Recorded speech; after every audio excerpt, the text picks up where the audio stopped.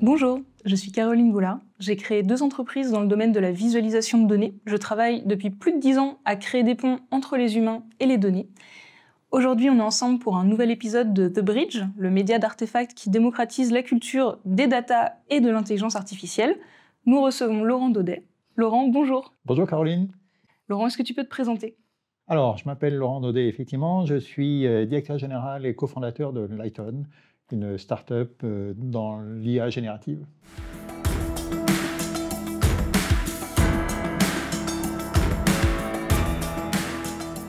Qu'est-ce que ça fait, Lighton ? Lighton, qu'est-ce que ça fait? Alors, on a 2 activités vraiment à Lighton. On a une activité de créateur de modèles. On crée des grands modèles de langage, ce qu'on appelle les LLM, on arrive à les recréer vraiment de A à Z. Donc on est totalement indépendant de la technologie d'OpenAI et finalement on est un peu concurrent sur cette partie-là. On a créé 12 LLM entre 1 et 180 milliards de paramètres, donc vraiment des choses absolument colossales. Donc ça c'est notre premier type d'activité. On en fait pour nous, on en fait pour nos clients et on les met en open source après ce qu'on crée pour nous. Deuxième activité, on les déploie sur les environnements de nos clients. Alors ça peut être souvent des grands comptes ou des administrations, des services publics, et on a toute la panoplie d'outils qui permet de les déployer sur l'infrastructure quelle qu'elle soit. Ça peut être sur du cloud privé, sur du on-premise, etc. Toute l'utilisation pour apprendre à prompter, c'est-à-dire apprendre à utiliser ces LLM, c'est pas forcément facile de savoir les utiliser et il n'y a pas forcément les compétences. Donc on a une sorte de copilot pour apprendre à faire des prompts qui eux-mêmes vont être injectés dans l'IA. C'est un truc un peu méta. Et puis la troisième partie, c'est toute la partie monitoring des usages où on va loguer toutes les interactions que les employés de l'entreprise ont avec le modèle. Et avec ça, le 4e étage de la fusée, c'est prendre toutes ces données d'usage, d'accumulation et faire du fine-tuning basé sur l'usage, basé sur les données, mais tout en restant totalement propriétaire, toujours dans le monde fermé de l'entreprise pour éviter cette question qui a été beaucoup reprochée au modèle OpenAI quand tu te connectes via l'API en direct. En fait, c'est une fuite d'informations. Tu donnes ton information, tu fais cadeau de ton information à OpenAI. Donc là, au contraire, on est dans un mode totalement fermé, souverain. Alors même si j'adore pas forcément ce mot, mais disons que c'est en tout cas c'est l'idée qui est derrière.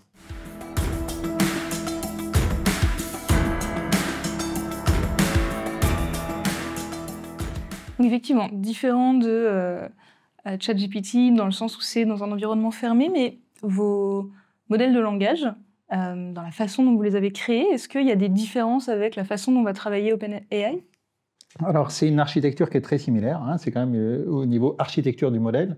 Par contre, on a beaucoup travaillé sur la donnée au départ. Et c'est ça qui fait aussi une différence entre deux types de modèles. C'est quelle a été la donnée qui a été créée.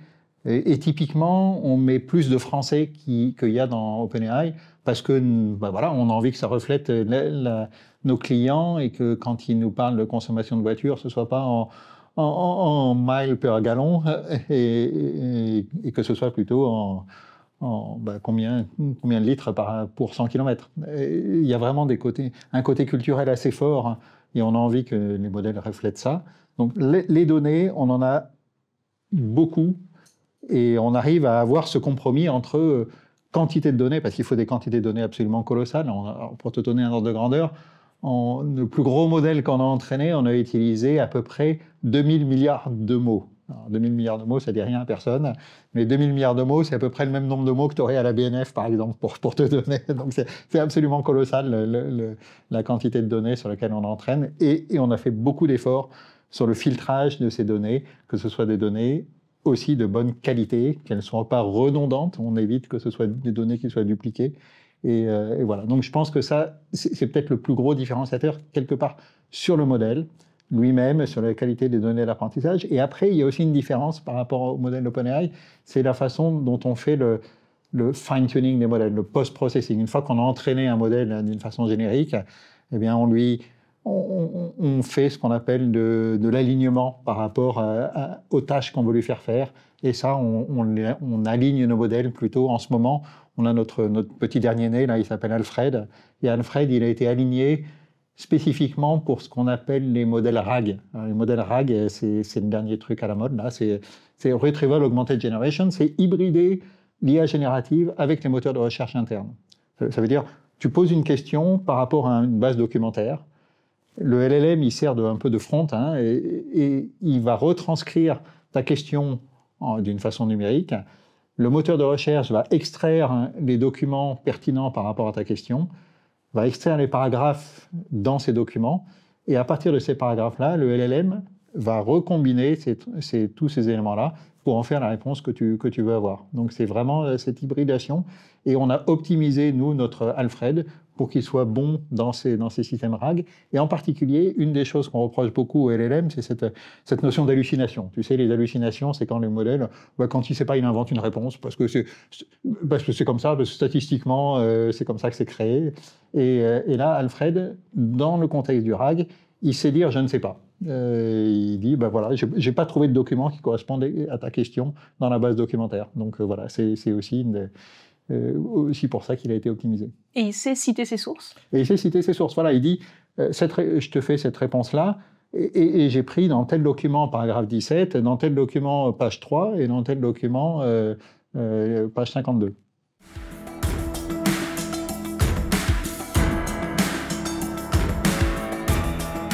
Et pour revenir sur l'entraînement, donc tu disais plus de français dans le corpus d'entraînement, un corpus équivalent à la BNF, et du coup, d'où vient ce corpus? Le corpus, il vient un peu comme tout le monde, hein, c'est ce qu'on appelle le command crawl, c'est-à-dire c'est une sorte de photo d'Internet.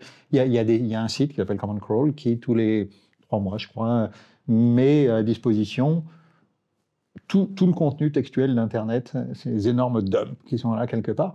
Et dans ce cas-là, après, il faut trier. Donc il y a tout un travail, nous, tout notre savoir-faire, notre mise en œuvre et notre stack logiciel pour extraire les langues qui nous intéressent, pour enlever tout ce qui n'est pas texte finalement, parce qu'il y a plein de trucs qui traînent du code, enfin plein de choses, etc. Pour enlever tout le contenu qui est offensif, pornographique, publicitaire, etc. Et Dieu sait qu'il y en a sur Internet. Et puis finalement, pour faire ce qu'on appelle la déduplication de données, au sens où il y a plein de contenu, si tu ne fais pas attention, plein de contenu qui est dupliqué. Et ça, c'est pas bon. En fait, par opposition à ce qu'on faisait dans le deep learning il y a une dizaine d'années, dans cette génération d'IA, c'est bien mieux si l'entraînement ne voit qu'une fois chacun des textes pour ne pas lui donner un poids outre mesure. Donc voilà, tout un gros travail de préparation de ce corpus. Ça, c'est à peu près 80% de notre corpus d'entraînement, c'est du command crawl, donc filtré, dédupliqué. Les 20% restants, c'est du contenu qu'on appelle du contenu haute qualité, qu'on est allé chercher spécifiquement, par exemple tous les livres qui sont en accès libre, donc livres de droit, des forums de discussion, des cours en ligne qui sont libres de droit, etc. Donc on est allé chercher plein de sites parce que c'est des contenus particuliers de haute valeur. Tout Wikipédia, par exemple, mais tout Wikipédia, je ne sais plus combien c'est, mais c'est genre 0,1% de notre corpus d'apprentissage, pour encore te donner une idée du volume.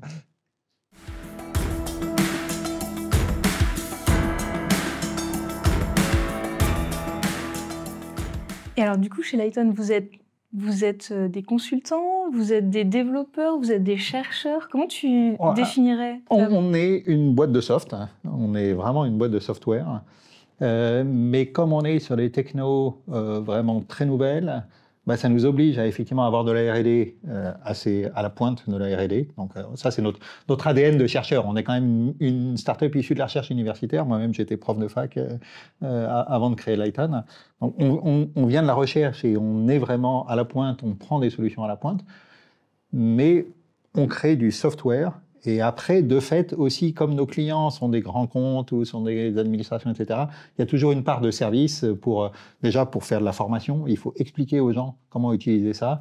Il faut expliquer aux gens qu'est-ce que ça veut dire de faire du fine-tuning, qu'est-ce que ça veut dire, et après, comment déployer ça dans l'infrastructure. Donc, en gros, je dirais, c'est 80% de software et 20% de service.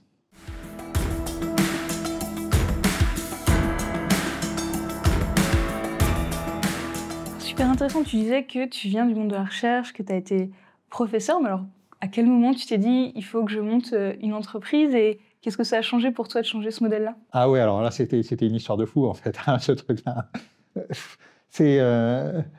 C'est parti d'un projet de recherche qui était fait en collaboration avec des copains chercheurs, Florent et Sylvain, et puis avec ce type qui s'appelle Igor Caron, qui est Alors, Igor Caron, moi je le connaissais à travers son blog. Il avait un blog très technique et moi je m'en servais pour ma recherche. Et puis tous les quatre, on travaillait sur un système de photonique. En fait, au départ, on a lancé Lighton comme étant des accélérateurs photoniques, utiliser la photonique pour accélérer certains calculs de l'IA. C'était un truc assez génial. Enfin, moi, je suis super fier de ce qu'on a fait. On a pris un truc qui était une manip dans un sous-sol à Normal Sup, vraiment la table optique, quoi, vraiment le truc avec des lasers, des miroirs, des trucs comme ça. Et on en a fait des boîtes. Et la première idée, c'est Igor qui a eu cette idée-là, idée géniale, c'est dire il faut absolument qu'on le mette tout de suite sur Internet, que ce truc-là. Et on a eu des chercheurs du monde entier qui se sont amusés à faire des calculs sur notre processeur photonique. C'était génial.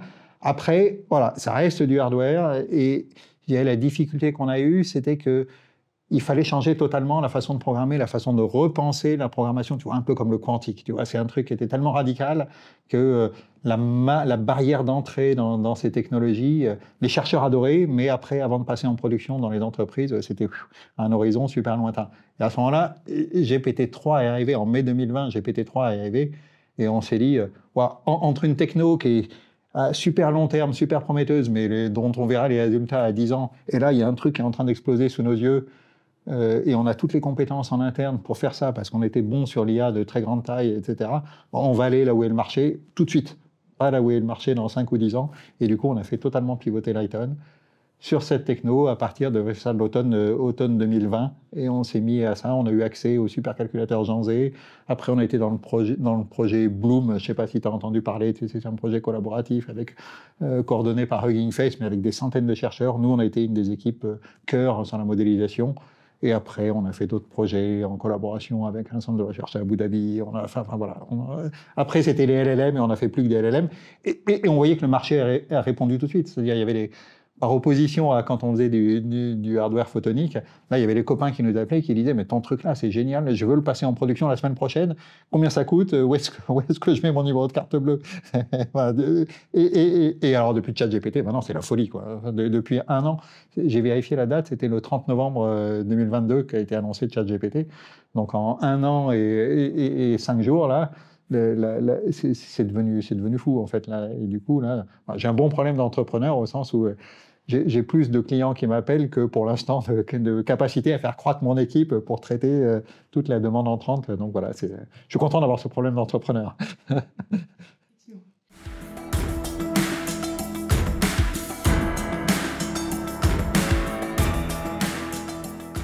Qu'est-ce que tu as en particulier? Qu'est-ce que tu as appris?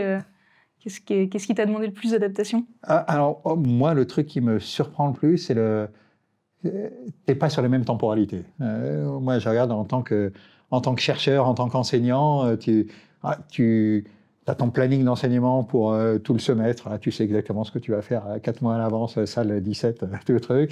Plein de examens. Tu fais des demandes de financement à l'agence, à l'ANR, à l'Agence nationale de la recherche. Tu travailles 3 mois sur ton projet, ils te répondent 4 mois plus tard, et puis après, tu as ton financement qui tombe 4 mois après, et puis c'est un financement sur 4 ans, et puis tu as 4 ans, c'est trucs comme ça. Mon emploi du temps, il était assez avancé. Tu prévois d'aller à une conférence à l'autre bout du monde 6 mois plus tard, tu vois, c'est comme ça. Là, je regarde mon planning d'entrepreneur, tu regardes à 3 semaines, il n'y a quasiment rien, en fait. Tu vois, c'est tout vide. Et après, tout se remplit, mais après, j'ai quand même des semaines de 70 heures, mais tout est rempli à la dernière minute. Et à un moment, je m'étais dit que j'allais gérer les deux en parallèle, tu vois, que j'allais garder une activité d'enseignement, etc. Mais après, je me suis dit, mais je vais devenir totalement schizophrène, tu vois. C'était pas possible, mais justement, pour cette question de temporalité, en tant que start-upper, tu fais tout dans l'urgence. Ça fait partie du truc, quoi. Il faut accepter que c'est tout dans l'urgence. Ouais, tu passes ton temps à éteindre des incendies, quoi. Tu passes ton temps à éteindre des incendies, voilà. Alors après, au fur et à mesure quand même que la boîte grandit, il y a quand même un peu des trucs qui se structurent, il y a des process qui se mettent en place, mais après, c'est vrai que c'est un peu ça, quand tu es start-upper, tu as connu ça, tu ne mets pas en place les process tant que tu n'en as pas strictement besoin. Je veux dire, il faut faire le truc minimum. Oui, tu passes ton temps à éteindre des incendies. Au bout d'un moment, quand tu as éteint 4-5 fois le même incendie, tu te dis « Ah ouais, ok, là c'est peut-être temps de mettre en place le bon process. » Et puis voilà, c'est ce qu'on apprend. Et puis on fait les erreurs, on fait les conneries. Et ça fait partie du truc. Et puis on apprend, quoi.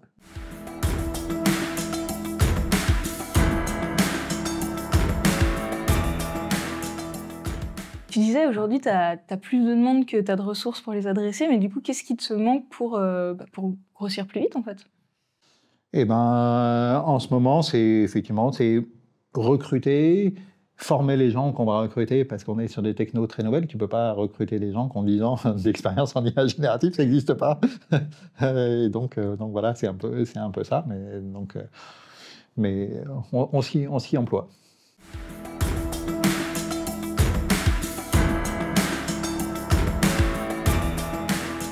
Et c'est intéressant parce que vous venez d'un aspect plutôt hardware.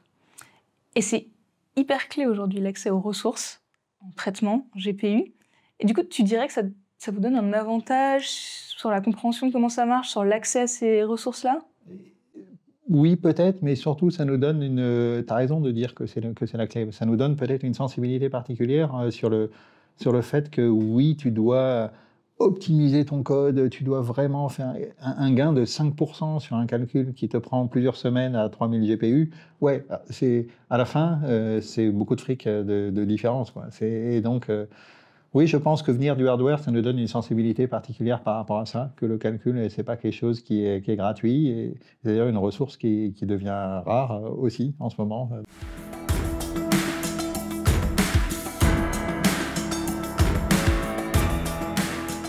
Et comment tu sécurises tes capacités de calcul? Parce qu'aujourd'hui, ça devient même un frein au développement de certaines entreprises de pouvoir accéder à ces ressources GPU. Alors, nous, on a fait un choix qui est celui de ne pas se marier avec un seul provider de calcul. On a des très bonnes relations avec pas mal de gens, d'ailleurs avec tout le monde sur le marché, parce que, en fait, aussi, ça vient de notre business model. Notre business model, c'est de se dire, on va aller installer notre infra, toute notre, le LLM et tout le soft qui va avec, l'environnement qu'on appelle Paradigme. Là. Donc, le LLM et Paradigme, on va l'installer sur l'infra de l'entreprise. Ce qui fait que si l'entreprise elle est chez OVH, bah OVH est super content parce que ça fait cramer plein de GPU pour ça. Si l'entreprise est chez AWS, et donc du coup on est copains avec tout le monde parce qu'on leur fait pleuvoir de l'argent chez eux en fait. Et c'est pas comme une boîte de SaaS où quelque part c'est sa propre infra. Là, une boîte de SaaS, elle a son infra, il faut qu'elle scale, mais forcément il faut qu'elle fasse un choix. Et nous au contraire, on a fait le choix d'être totalement agnostique aux providers de compute, mais du coup, on est copains avec tout le monde. Et du coup, pour nos propres besoins de calcul, bah, on sait qui appeler, et puis on dit, voilà, t'as pas 500 GPU pendant 3 semaines, et on arrive à les trouver. Après, c'est parfois cher, hein, après, à la fin, c'est une question d'argent aussi.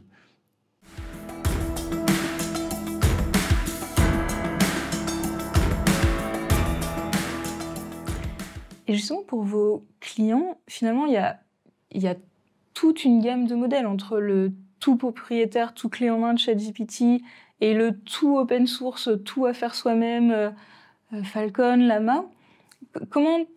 Qu'est-ce que tu recommandes à tes clients, selon quel cas d'usage et comment tu vois ces deux modèles-là? Ouais, tu as parfaitement raison. Il y a tous les choix sont légitimes, mais il faut qu'ils soient assumés. C'est-à-dire, soit effectivement, comme tu dis, tu vas chez le truc propriétaire, tu fais du OpenAI, tu déploies sur un tenant privé Microsoft Azure, ok, super, ça marche vachement bien, c'est les leaders du marché, incontestablement, mais c'est un système qui est fermé. Et donc, tu es en dépendance techno, tu es en dépendance économique, tu es en dépendance... donc, tu dépends d'eux. Ok, parfait. Si ça te va, c'est très bien. Tu as raison, il y a l'extrême inverse en disant je vais tout internaliser. Tu vas sur Hugging Face, il y a 250 000 modèles sur Hugging Face. Voilà. Et ça te demande des capacités, un vrai savoir-faire. Hein, parce que déjà, comme tu dis, choisir le modèle, c'est pas évident. Savoir le déployer de façon à ce que tu puisses, au-delà de jouer avec, oui, c'est facile de jouer avec, mais savoir le déployer pour que tu puisses faire des centaines de requêtes en production par derrière de façon robuste. C'est pas facile, c'est vraiment du DevOps pas évident. Savoir faire le bon fine-tuning, avec tout ce que ça peut vouloir dire fine-tuning, etc. Donc nous, si tu veux, on se situe un peu à l'intermédiaire entre ces deux-là. On dit, ouais, nous, on a des modèles, donc les modèles qu'on pousse, le modèle Alfred, c'est une version de Falcon fine-tuné pour les systèmes RAG. Donc on a nos modèles qu'on pousse. C'est des modèles qui sont open source. Tu peux récupérer Alfred sur Hugging Face, mais on offre toute la suite logicielle qui permet de déployer, qui permet de fine-tuner, qui permet d'utiliser, qui permet de prompter, etc. Donc voilà, nous, on est un peu un intermédiaire entre ces deux extrêmes. Et encore, hein, je répète, il n'y a pas de bon modèle, il n'y a pas de bon choix. Tu peux vouloir tout internaliser, ou tout faire open source, ou juste dire, bah, tu vas avec Lighton, bah, ça te fait gagner du temps. En fait, tout de suite, moi, je te déploie un système RAG sur ta propre infra en 15 jours. Et du coup, l'idée, c'est pour une entreprise, il faut faire un choix. C'est-à-dire, soit je me mets côté propriétaire, soit je me mets open source, j'investis dans les ressources, ou ça peut être beaucoup plus ponctuel. Pour ce cas d'usage, je vais plutôt passer par là, pour ce cas d'usage, par là. Oui, nous, on est absolument persuadés. Nous, nos cibles, c'est vraiment les grands comptes. Et de la même manière que les grands comptes, bah, très souvent, ils sont multi-cloud, par exemple. Nous, on pense que dans le futur, ils seront aussi multi-LLM pour certains cas d'usage. Ils iront sur OpenAI parce qu'il n'y a aucun problème de confidentialité des données, ça marche super bien et tout, c'est totalement intégré avec leur Word. Super. Et sur d'autres cas d'usage, ouais, mes rapports stratégiques, confidentiels, etc., moi, je veux le faire en interne, en propriétaire, etc. Et il n'y aura que les ingénieurs de chez moi qui s'occuperont de ça, c'est hyper stratégique, c'est clé. Je veux maîtriser la techno de A à Z. Et puis, il y aura tous les intermédiaires. Donc, moi, je pense effectivement qu'il y aura multiplicité de modèles, il n'y aura pas un winner take all, il y aura de la place pour beaucoup d'acteurs, et même à l'intérieur d'une même entreprise.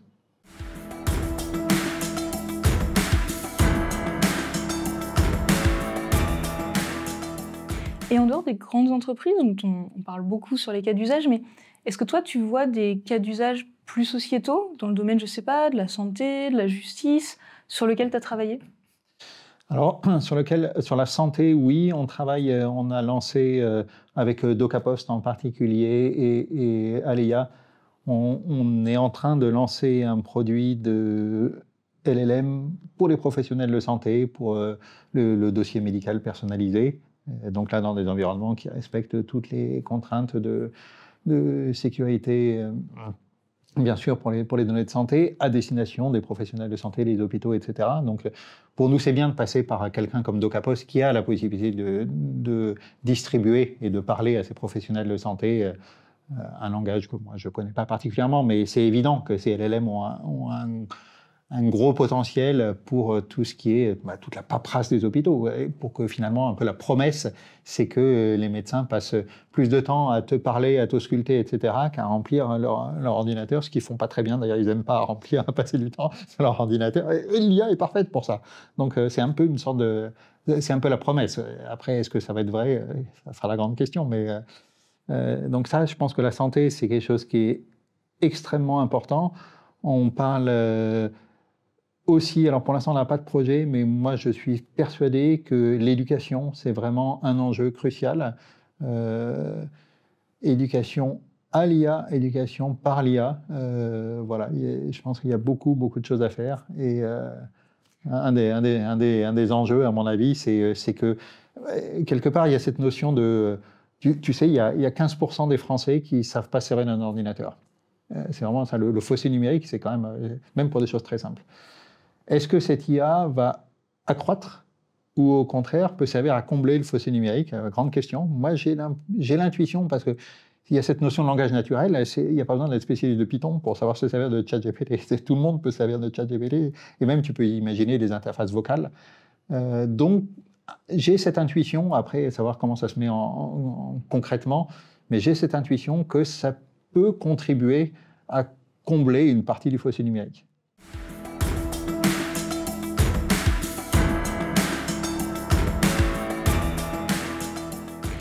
Et du coup, on voit bien l'importance là, que ce soit en langue française, qu'il y ait cette imprégnation culturelle pour pouvoir justement travailler sur des use cases plus centrés éducation. On voit bien l'importance du sujet souveraineté sur des sujets comme la santé.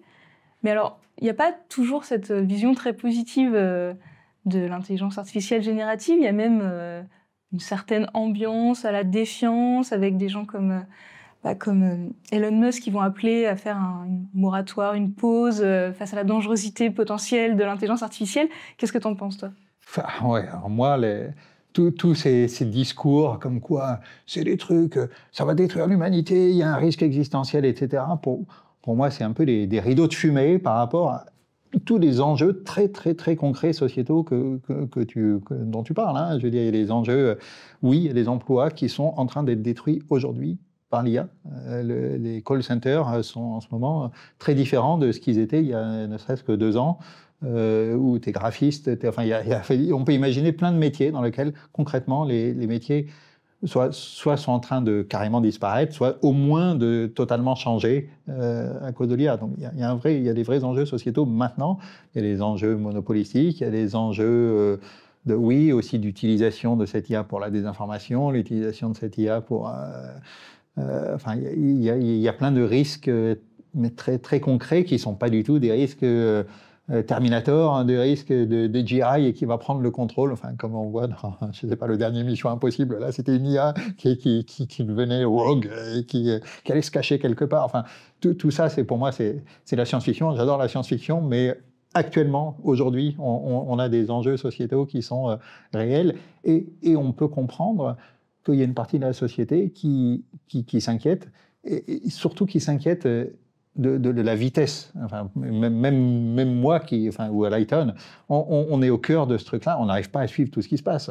Alors imagine quelqu'un le citoyen lambda, qui n'est pas spécialement dans le monde numérique.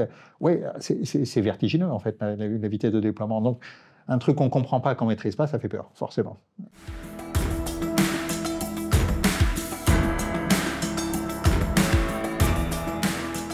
Et c'est pour ça que tu as choisi de faire un peu de pédagogie et je crois que tu as écrit une BD sur ce sujet. Oui. Alors j'ai écrit cette BD qui s'appelle Dream Machine. Là, donc, et ça, c'est la rencontre avec un type totalement génial qui s'appelle Apupen. Apupen, c'est un dessinateur de BD indien que j'ai croisé alors qu'il venait faire une résidence en France.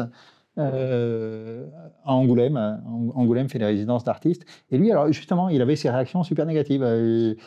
Et quand je lui ai dit que je travaillais dans une boîte d'IA, mais lui, l'IA, non, mais c'est pour que les grands groupes te piquent ton fric, c'est pour faire la désinformation, c'est fait. Puis je lui ai dit, ah ouais, puis aussi, tu sais pas, mais écologiquement, en plus, c'est une catastrophe parce qu'il faut des énormes serveurs. Ah ouais, écologiquement, c'est une catastrophe. Donc, on a listé tous les trucs super négatifs.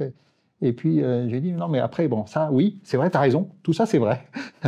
Mais il y a aussi un mais oui, ça va changer l'éducation, ça change déjà la santé, ça change déjà la façon dont on va interagir avec les machines, ça change la science fondamentale est en train d'être totalement bouleversée par l'IA.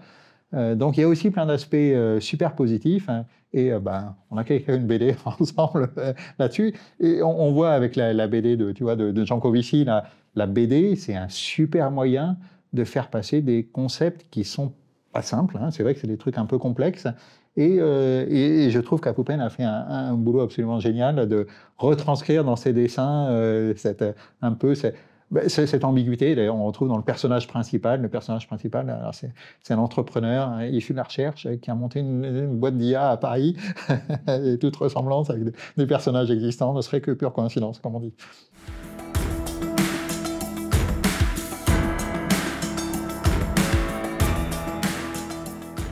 Mine de rien, il y a quand même des sujets, on en a parlé, sur les emplois, sur la propriété intellectuelle, sur les positions dominantes.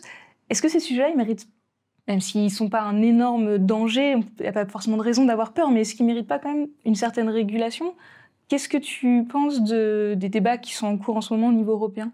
Oui, régulation, absolument. Je pense que là, on est dans une zone grise sur plein de niveaux, et la zone grise, c'est bon pour personne. Donc on est absolument pour la régulation, mais on est pour la régulation principalement sur les usages. Moi, je prends toujours l'analogie de l'automobile. C'est super qu'il y ait des régulations sur la qualité des freins, la qualité des ceintures de sécurité, mais en fin de compte, ce qui est plus important, c'est qu'il y a un code de la route pour apprendre aux gens à conduire. La plupart des morts, c'est pas les freins qu'on lâchait, hein, c'est des gens qui ont fait des conneries en conduisant. Donc, nous, on pense que, notamment sur ce type d'IA, oui, il y a des principes de base à garantir sur les modèles eux-mêmes. Et c'est vrai que nous, le premier modèle qu'on a fait à Lighton, on n'avait pas trop fait ce filtrage de données, et il était carrément porno, en fait, pour tout te dire. Hein. Non, mais c'est parce qu'on avait pris les données sur Internet, et voilà, sur Internet, il y a du porno. Et donc, le modèle, il partait très vite. Et on a été raisonnable, on ne l'a pas sorti dans le public. Je veux dire, c'est un truc, tu peux... Donc, c'est normal d'avoir des principes de base sur les modèles, mais on doit rester au niveau des grands principes. Et à mon avis, là où il faut faire super attention, c'est sur le déploiement. le déploiement de ces modèles, là, tu peux définir, dans le déploiement des modèles, tu peux définir ce que ça veut dire qu'un modèle est non biaisé, par exemple. Imagine que tu veuilles utiliser un LLM et une IA générative pour faire du tri de CV dans une entreprise qui reçoit 10 000 CV et se dit « Ah, je vais prendre une IA pour faire mon tri de CV ».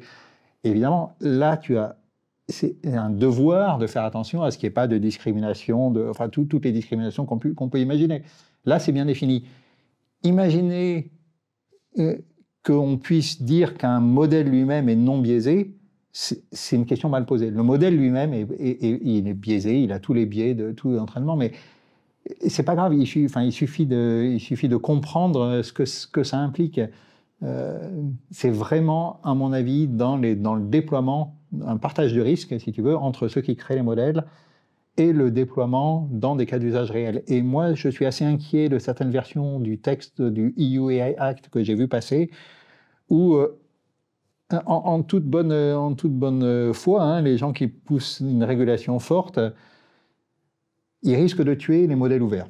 Ils risquent de tuer les modèles ouverts parce que si moi, en tant que producteur de modèles, je mets à disposition du public un modèle et que quelqu'un l'utilise pour faire une campagne massive de désinformation à la prochaine élection présidentielle, par exemple, est-ce que je suis tenu responsable, moi, de ça? Si je suis tenu responsable, c'est clair que je ne mettrai plus les modèles ouverts. Enfin, je ne peux pas prendre cette responsabilité-là. Dans le monde du logiciel, il y a plein de logiciels libres. Personne ne va attaquer quelqu'un qui a fait un OS et l'OS a craché. L'OS a craché, oui, tu avais qu'à le tester dans ton cas d'usage, etc. Enfin, je veux dire, il y a plein de logiciels libres et c'est la responsabilité de celui qui l'utilise de s'assurer que dans son cas d'usage, il répondra bien. Donc voilà, nous, on plaide vraiment pour ce partage de responsabilité. Donc, pour résumer, hyper important qu'il y ait une régulation, oui, mais attention à ne pas tuer, les modèles ouverts, parce que nous, on pense que les modèles ouverts, c'est hyper important justement aussi pour la confiance des gens. Il faut que les gens... Voilà, tu veux tester le modèle, prends-le, tu peux le télécharger gratuitement, tu peux l'utiliser, tu peux voir si c'est bien pour ton cas d'usage, c'est pas bien, etc. Donc, hyper important. Par opposition au modèle fermé, qui va certifier que le modèle d'OpenAI, que ChatGPT, il est compliant par rapport à certaines normes? Oui, alors OpenAI, il va sûrement sortir, je ne sais pas, tel ou tel, un auditeur tiers hein, qui va dire, mettre un tampon, et tu auras le tampon de l'auditeur tiers. Il faudra lui faire confiance, oui, bon. Ça, c'est un modèle, ok, ça va marcher. Nous, on pense que l'Internet ouvert, les modèles ouverts, hein, c'est aussi un autre modèle et ces deux doivent rester. C'est sain pour tout l'écosystème qu'il y ait cohabitation entre les modèles fermés et les modèles ouverts.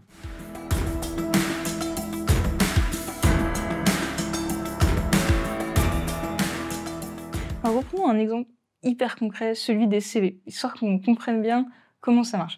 Comment on fait pour éviter d'avoir un algorithme biaisé à ce stade du tri des CV? Est-ce que c'est l'entraînement, c'est vraiment contrôler sur quoi on l'entraîne? Est-ce que c'est au contraire contrôler les résultats de sortie et fine-tuner le modèle pour...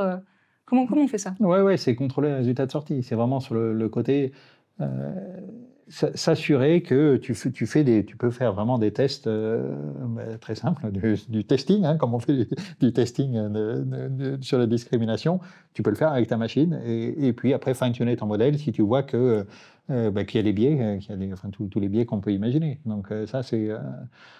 Et d'ailleurs, ce qui est intéressant, c'est que moi, la dernière fois où j'ai participé à un jeu de recrutement à l'université, on m'a demandé de biaiser en faveur des femmes, d'ailleurs. Donc, ce que je veux dire, c'est que tous les biais sont pas mauvais. Et ce qui est important, c'est les biais qui sont non assumés. Donc, après, voilà, moi je trouve ça très bien qu'on dise à deux CV égaux, tu favoriseras le CV féminin, parce qu'en physique, il y a, je sais plus, il y a 20% de femmes, et c'est très bien de favoriser les candidatures féminines. Donc, mais c'est vraiment que dans le cas final. Voilà, on dit, pour une candidature de prof de physique à l'université, on veut favoriser tel type de profil. Donc, quelque part, un biais, c'est pas mauvais en soi. Ce qui est mauvais, c'est le biais de la discrimination non choisie, non voulue, ou voilà, parce que tu as telle ou telle adresse, on part du principe que t'es pas... Enfin, voilà, tu vois ce que je veux dire.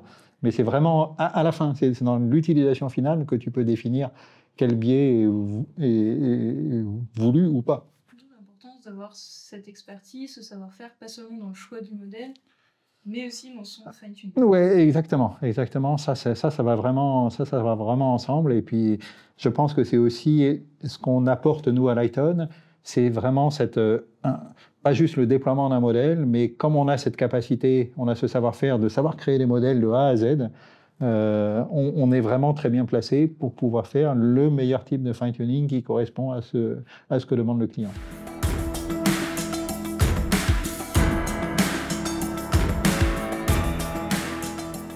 Lighton, vous êtes installé en France. À ton échelle, comment tu vois faire de l'IA en France versus le faire aux États-Unis, le faire en Chine? Quelles sont les forces en présence? Est-ce que le côté politique joue? Mais forcément, oui, c'est que l'IA est un vrai enjeu de géopolitique. On voit les Américains qui mettent par exemple de l'export control sur les puces Nvidia A100 ou H100. Donc c'est devenu comme export control, hein, ça veut dire la même chose que les armes. Hein, donc c'est quand même un truc assez fort. Hein. Et c'est vrai qu'en Europe, on a un peu cette position un peu singulière, pris entre, tu vois, l'IA, c'est 80% de l'IA, il est fait entre les États-Unis et la Chine. Et donc l'Europe, on a un peu ce qui reste. Ce qui est intéressant, c'est d'ailleurs qu'il y a des acteurs émergents, d'ailleurs aussi, comme les pays du Golfe aussi, qui ont beaucoup d'ambition et qui vont aller très vite, ou Singapour. Enfin, c'est pas tout à fait juste aussi simple qu'on peut imaginer. Il y a des acteurs émergents. Mais pour revenir sur l'Europe, oui, c'est vrai que je pense qu'on a des forces en Europe. On a des forces comme un excellent système d'éducation. Donc, on a vraiment des bons chercheurs et des bons ingénieurs. Ça, c'est clair. On a des bonnes entreprises. Je veux dire, l'Europe, l'UE, c'est la première, pris dans sa globalité, c'est la première économie du monde quand même. Enfin, je veux dire, par contre, on n'a pas de champion du numérique. On n'a pas des GAFAM, comme on dit. Donc ça, c'est ça qui manque, c'est les grosses locomotives. Et ce qui est important, c'est que les grosses entreprises françaises et européennes se saisissent de ça. Et je peux que me féliciter quand je vois, par exemple, les initiatives qui ont été annoncées récemment en France où CMA-CGM, par exemple, décide de mettre beaucoup d'argent pour mettre de l'argent dans QTI, par exemple. Enfin, il y a tout un écosystème qui est en train de se créer pour fédérer des communautés aussi autour de l'open source. Je pense que c'est aussi quelque chose, le côté communautaire. On ne va pas avoir une entreprise qui est de la taille d'OpenAI, mais si on a plusieurs entreprises qui chacune collabore, chacune trouve leur positionnement, et puis il y a une taille de marché tellement phénoménale qui est en train de se créer qu'il y a de la place pour plein de monde, et du coup on peut aussi collaborer, et c'est comme ça que je vois un peu cette dynamique qui est en train de se mettre en place ici en France. Et ouais, j'ai quand même l'impression, je suis plutôt optimiste, j'ai quand même l'impression que depuis quelques mois il se passe des choses, il y a plein d'initiatives qui se montent en France, plein d'entrepreneurs super talentueux, de l'argent, pas les dizaines de milliards qu'il y a aux États-Unis, mais quand même de l'argent là-dedans. Donc voilà, attendons de voir, mais ça bouge quand même.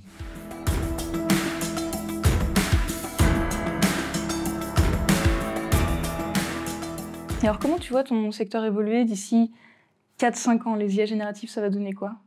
Alors, 4-5 ans, la première chose, c'est qu'il faut être hyper modeste en ce qui concerne les prédictions dans le futur, parce que, tu vois, si on regarde 5 ans en arrière, si tu m'avais dit il y a 5 ans que les scénaristes d'Hollywood allaient se mettre en grève parce qu'ils se sentaient menacés par l'IA, je t'aurais pris pour une folle, quoi. Enfin, je veux dire, et là, ce truc-là arrive, et c'est maintenant.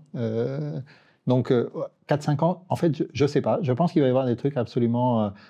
on n'est pas au bout des nouveautés dans l'IA. Il va y avoir des nouvelles ruptures, des nouvelles frontières, des capacités, par exemple, de planification, de raisonnement, des IA qui vont devenir de plus en plus capables, des IA de plus en plus personnalisées aussi. Et aussi, je pense qu'on va avancer dans les IA. OK, donc ça sera les gros IA. Il va y avoir des méga systèmes toujours plus gros, toujours plus puissants, etc. Mais aussi des systèmes plus petits, des systèmes qui seront capables de passer en production avec des milliers, des millions, des milliards d'utilisateurs. Et on ne peut pas faire tourner des méga serveurs pour des milliards d'utilisateurs. Il faudra trouver les modèles qui sont plus frugaux aussi pour des usages plus pointus, plus raisonnables. Et on n'a pas besoin tout le temps du méga modèle pour tout. Et donc aussi, ça je pense que c'est une des grandes tendances de modèles plus personnalisés, plus petits et plus raisonnables aussi en capacité dans l'IA. Voilà. Donc ça, c'est pour moi, c'est ce que je vois arriver dans les prochaines années. D'un point de vue des entreprises, je pense qu'aussi ça va être le moment de passer le moment de la découverte. Hein. Beaucoup d'entreprises sont dans le côté qu'est-ce que ça peut faire pour moi, etc. Je pense qu'on va arriver aussi dans une grande diversité de modèles vraiment mis en production. On va avoir des gains de productivité dans beaucoup de domaines. Et puis, il y a certains domaines où on va se rendre compte que peut-être que ce n'est pas tout à fait assez mature, peut-être qu'il faut attendre encore un peu, mais ça va être aussi, je pense, aussi intéressant de voir ce qui va se passer dans la mise en production réelle.